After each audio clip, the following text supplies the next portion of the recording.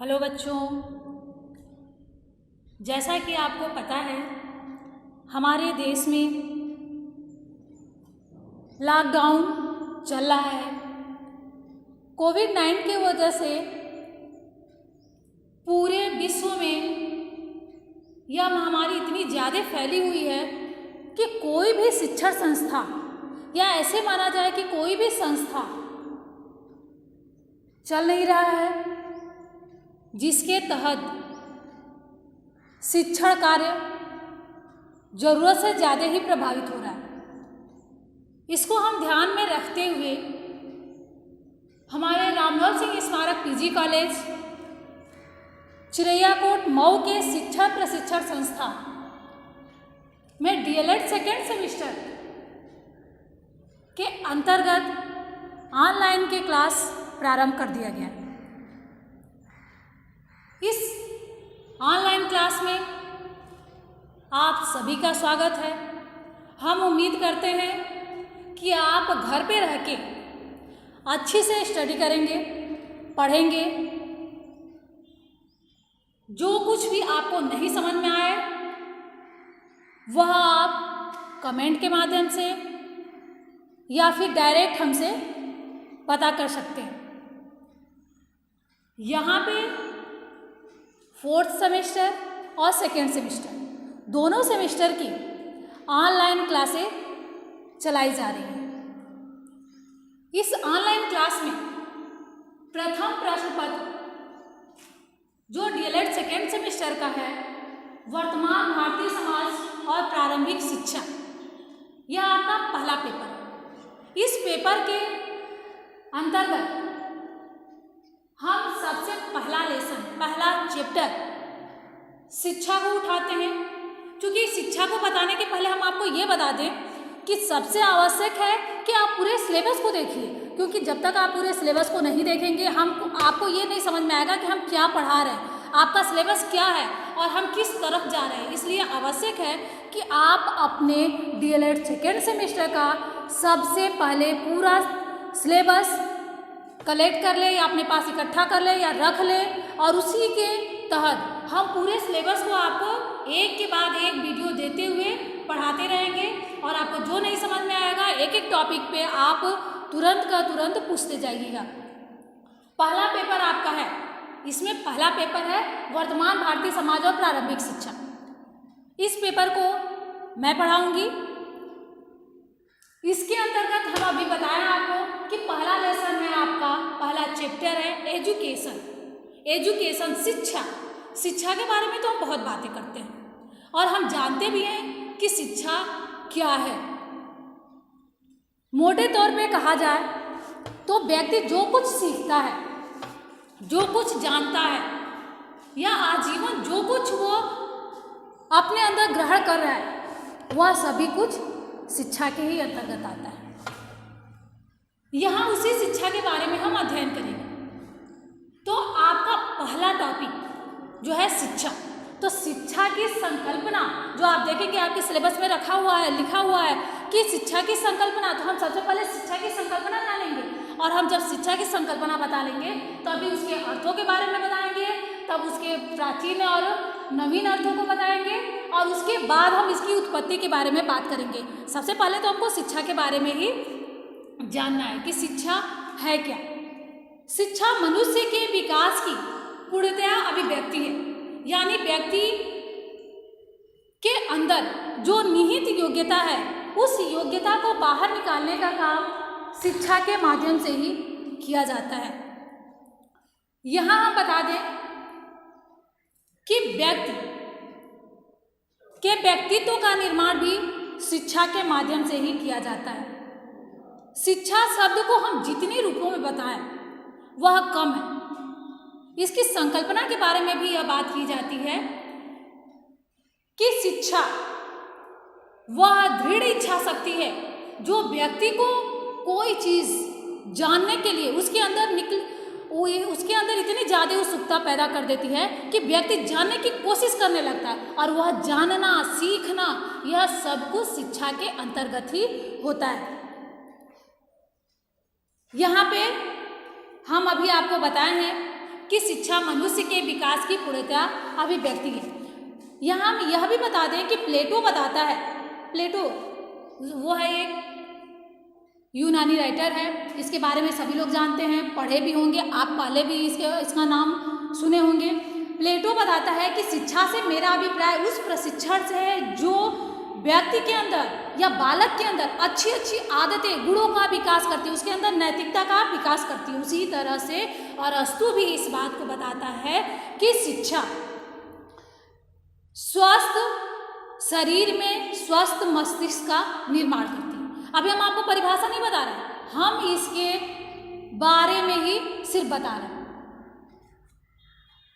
यहाँ पे आपको बता दें कि स्वामी विवेकानंद भी बोलते हैं, स्वामी विवेकानंद हमारे यहाँ के सबसे महान पुरुष, यह कहते हैं हमें उस शिक्षा की आवश्यकता है जिसके द्वारा चरित्र का निर्माण हो, मस्तिष्क का निर्माण हो, बुद्धि का विकास हो और मनुष्य खुद अपने पैरों पे खड़ा हो सके, उसके व्यक्तित्व का विकास हो, उसके चारित्रिक उत्थान हो।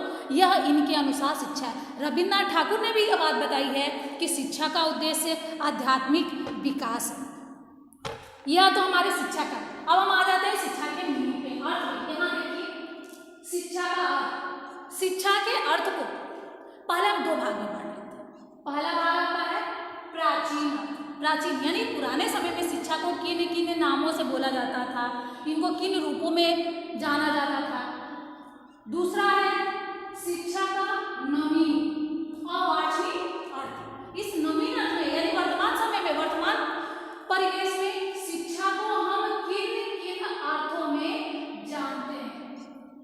यहाँ सबसे पहले तो हम प्राचीन अर्थ को जानेंगे। प्राचीन अर्थ यानी पुराने समय में पहले के लोग शिक्षा को किन अर्थों में जानते थे। तो प्राचीन अर्थों में बताया जाता है कि शिक्षा शब्द के लिए विद्या शब्द का प्रयोग किया जाता था। विद्या शब्द, विद्या शब्द विद्य धातु से बना हुआ है।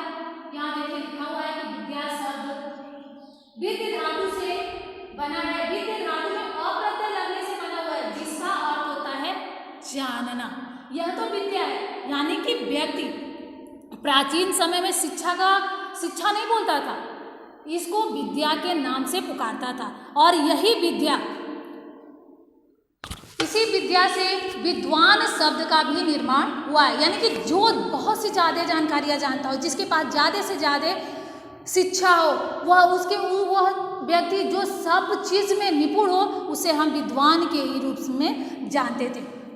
बोध होना, जानना, सीखना, सिखाना, यह सब कुछ शिक्षा के रूप में थे। अब दूसरी इसमें बताई जाती है ज्ञान। ज्ञान शब्द भी शिक्षा से ही और विद्या के ही तरह है। ज्ञान शब्द ज्ञान धातु से बना हुआ है, जिसका अर्थ होता है जानना।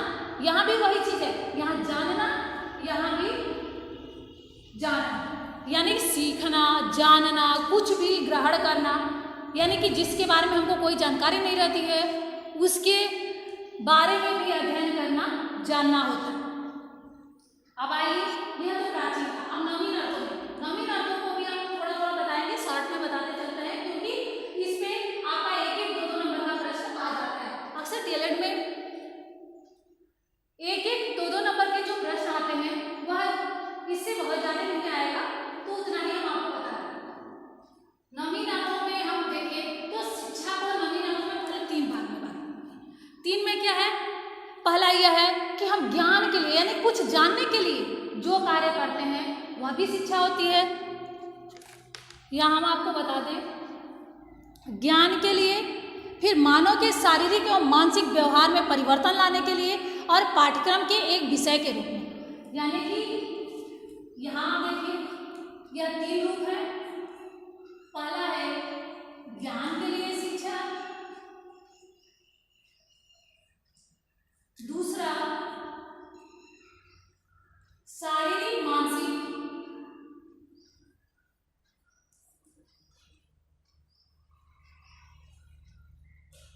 और चारित्रिक विकास के लिए शिक्षा। तीसरा आपका आ जाता है पाठ्यक्रम के लिए। पाठ्यक्रम यानी कि जो कुछ हमको एक विद्यालय निश्चित समय अवधि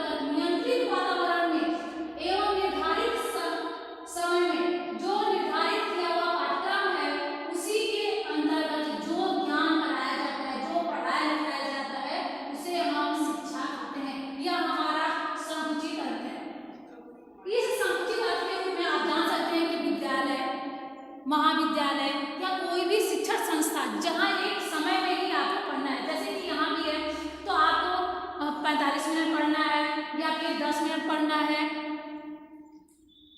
कितने देर का आपका क्लास चला, इसी के अंतर्गत ये संकुचित अर्थ में है। यानी कि आप सुबह जब 10 बजे क्लास में आते हैं तो 3 बजे तक विद्यालय में रहते हैं, लेकिन इस 3 बजे के अंतर्गत आपको अलग अलग समयावधि के अंतर्गत पाठ्यक्रम को पढ़ाया जाता है।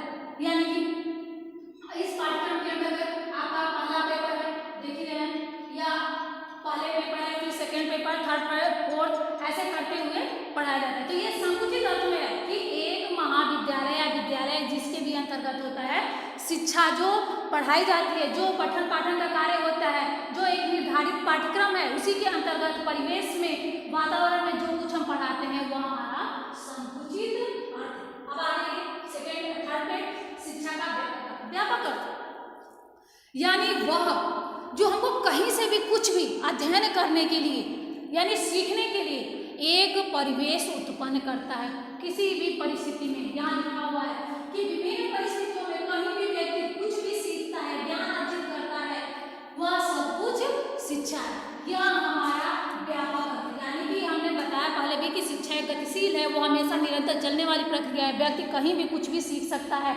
यानी कि बच्चा जब जन्म लेता है, बाल्यावस्था से लेके और मृत्यु आने तक वह कुछ न कुछ नित्य प्रतिदिन हर चीज सीखता है, तो वो हमारा क्या है, शिक्षा है, वह भी एक शिक्षा हो जाती है। तो यह हमारे व्यापक अर्थों के रूप में है कि व्यक्ति अब कोई उसकी सीमा नहीं होती है, वह जैसे संकुचित में है कि एक निश्चित सीमा होती है, और लेकिन यहाँ यह है कि कहीं भी व्यक्ति कुछ भी सीखता है तो वह उसका व्यापक अर्थ है। यानी कि हमको छोटे बच्चे से भी सीखने को मिल जाएगा, बड़े बच्चों से भी सीखने को मिल जाएगा, और एक शिक्षक से भी हमको सीखने को मिलता है, और बिना शिक्षक के भी हमको खुद से भी बहुत कुछ सीखने को मिलता है। तो ये हमारा व्यापक। अब आ जाइए फिफ्थ पे, अरे फोर्थ सॉरी, चौथा है शिक्षा का विश्लेषणात्मक अर्थ। यहाँ बताते हैं कि यह बहुअर्थीय है, यानी कि अलग अलग अर्थों के रूप में इसके बारे में बताया जाता है कि यह विभिन्न अर्थों में इसको हम अध्ययन कर सकते हैं, इसका विश्लेषण करते हैं। यहाँ बताया गया है कि शिक्षा जन्मजात शक्तियों के विकास के रूप में, यानी कि व्यक्ति, हमने बताया कि अंतर्निहित योग्यता, यानी कि वो जन्म से ही अपने साथ सारी योग्यताएं लेके आता है। एक शिक्षक का कार्य होता है, एक व्यक्ति का कार्य होता है कि वह उनकी जन्मजात शक्तियों को बाहर निकाले। तो ये क्या है, जन्मजात शक्तियों के विकास में। इसमें दूसरा है शिक्षा की नवीन सूचना के रूप में। नवीन सूचना यानी कि नई नई जानकारियां प्राप्त करना, यह भी हमारे बहुत से अर्थों में आ जाता है। नवीन जानकारी जो हम दूसरे व्यक्तियों से जानते हैं, जिसके बारे में हमको कोई नॉलेज नहीं होती है, कोई ज्ञान नहीं होता है, कोई जानकारी नहीं होती है, जब उसको भी हम जानते हैं तो वह भी हमारा शिक्षा ही कहलाता है। तो नवीन सूचना के रूप में। इसमें तीसरा है शिक्षा की गतिशील प्रक्रिया। गतिशील यानी वो चलती रहती है। आज जो शिक्षा का स्वरूप है, आने वाले समय में वो चेंज हो जाएगा। जैसे आज हम ये बताया कि पहले हम क्लास के अंतर्गत अध्ययन करते थे, उसके पहले एक गुरुकुल प्रणाली के माध्यम से हम जंगलों में अध्ययन करते थे, फिर क्लासरूम का निर्माण किया गया, फिर एक विद्यालय के अंतर्गत अध्ययन किया गया, और आज क्या है, आज उसका स्वरूप बिल्कुल चेंज हो गया है। हम ऑनलाइन अध्ययन कर रहे हैं, हम सीख रहे हैं, जान रहे हैं, या जो कुछ हमको पढ़ना है ऑनलाइन हम पढ़ाई कर सकते हैं। तो ये क्या है, गतिशील है, हमेशा हर परिवेश में ये हमेशा चेंज होती रहती है, बदलती रहती है। तो ये हमारी गतिशील प्रक्रिया है। अब आ रही शिक्षा विद्यालय की परिधि के सीमित ज्ञान। जैसे कि हम विद्यालय के अंतर्गत, हमने अभी पहले ही संकुचित अर्थ में बताया था, तो वैसे ही एक परिधि, एक विद्यालय के अंतर्गत एक समय सीमा में निर्धारित होकर जो कुछ भी हमको अध्ययन कराया जाता है, वह हमारी यह विद्यालय की परिधि के अंतर्गत सीमित किया गया ज्ञान के रूप में। तो यह है विश्लेषणात्मक अर्थ, इसको भी हमने आपको बता दिया। अब आ जाइए वास्तविक। वास्तविक अर्थों में कहा जाए तो शिक्षा एक सामाजिक गतिशील प्रक्रिया है जो व्यक्ति के जन्मजात गुणों को विकसित करती है और उसके व्यक्तित्व को निखारती है एवं उसे सामाजिक वातावरण में सामंजस्य स्थापित करने योग्य बनाती है। यानी कि व्यक्ति अपने जन्मजात गुणों को लेकर तो पैदा होता है, लेकिन वह समाज में रहने योग्य सीख के ही बनता है। या नहीं कि उसके अंदर वो गुण है, जब तक कोई उसको निकालेगा नहीं तब तक वो होगा नहीं। तो इसीलिए कहा गया है कि सामाजिक गतिशीलता की एक प्रक्रिया है, यानी समाज जैसे जैसे परिवेश बदलता रहता है उसी तरह शिक्षा का व्यक्ति शिक्षित है तो वह अपनी परिस्थितियों के अनुसार समाजीकरण करके उसी के अनुसार परिवेश के अनुसार अपने को बदल सकता है। वह अपने जन्मजात गुण को भी विकसित कर सकता है और अपने व्यक्तित्व को निखार सकता है और सामाजिक वातावरण में सामंजस्य स्थापित करके अपना जीवन यापन कर सकता है। यह है शिक्षा का वास्तविक अर्थ। अब यहाँ हम आपको बता दें थोड़ा सा कि गीता में कहा गया है सा विद्या विमुक्ते, यानी विद्या वह है, शिक्षा वह है जो बंधनों से मुक्त है। वर्तमान समय में भी व्यक्ति जो कुछ सीख रहा है वह सब कुछ शिक्षा है। आज के लिए इतना ही। अगला वीडियो आपको अगले दिन प्राप्त होगा। उम्मीद है ये वीडियो आपको पसंद आया होगा। जो कुछ भी आपको नहीं समझ में आता है वो पूछ सकते हैं, इससे बहुत से प्रश्न भी बन जाएंगे, जैसे शिक्षा का अर्थ क्या है, शिक्षा की संकल्पना क्या है, शिक्षा का नवीन अर्थ क्या है, प्राचीन अर्थ क्या है, विद्या नवीन अर्थों में रखा गया है कि प्राचीन में रखा गया है, इसका शाब्दिक अर्थ क्या है, समुचित अर्थ क्या है, व्यापक अर्थ क्या है, विश्लेषणात्मक क्या है, यह अलग है। यानी कि इससे आपके बहुत से प्रश्न बन सकते हैं और हमको जहाँ तक लगता है इससे कम से कम 2 प्रश्न तो आने ही आने। अब अगले वीडियो में हम आपको शिक्षा की उत्पत्ति यानी एजुकेशन की उत्पत्ति, इसकी परिभाषा, इसके बारे में बताएंगे। आज के लिए इतना ही। धन्यवाद।